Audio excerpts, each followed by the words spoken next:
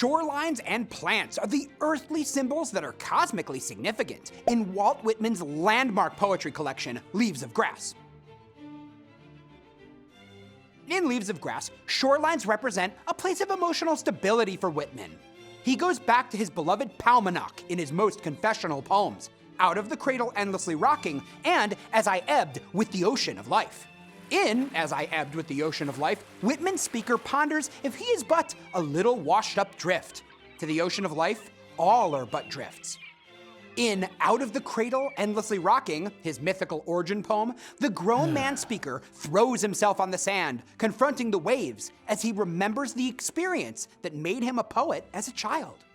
The grown man comes here to the shoreline to reassure himself that he is indeed a poet.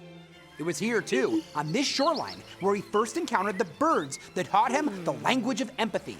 And once the female of the pair disappeared, Whitman's speaker listened intently to the male's lament, a lament that awoke his poetic spirit. And in the gray moonlight on Paumanok's gray beach, the sea whispered to him the sweet song of the secret of death.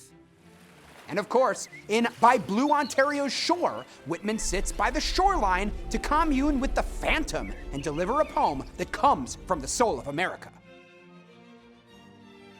Plants in Whitman's poems symbolize the cycle of growth and change. It's no surprise plants turn up in a poetry collection named Leaves of Grass. Consider the lilacs in When Lilacs Last in the Dooryard Bloomed. They're especially emblematic of this cycle, one that inevitably ends in death. In the poem, the ever-returning spring brings lilacs every year. In the prime of its life, the lilac is tall growing with every leaf a miracle. Later, Whitman breaks off a sprig of lilac to lay on Lincoln's coffin, a symbol of its diminishing purpose. When Whitman finally comes to understand death, the lilac is absorbed into Whitman's own soul. In Song of Myself, the first poem of the 12 that make up the original edition of Leaves of Grass, a child asks Whitman's speaker, "What is the grass?" The speaker answers him, "I guess the grass is itself a child, the produced babe of the vegetation." In this way, Whitman cleverly points out to the reader directly that plants are symbols of the cycle of life in his work. He explains that grass seems to be like the beautiful uncut hair of graves. And in an endless cycle of life and death, grass and other plants decompose to form fertilizer for new plants to grow.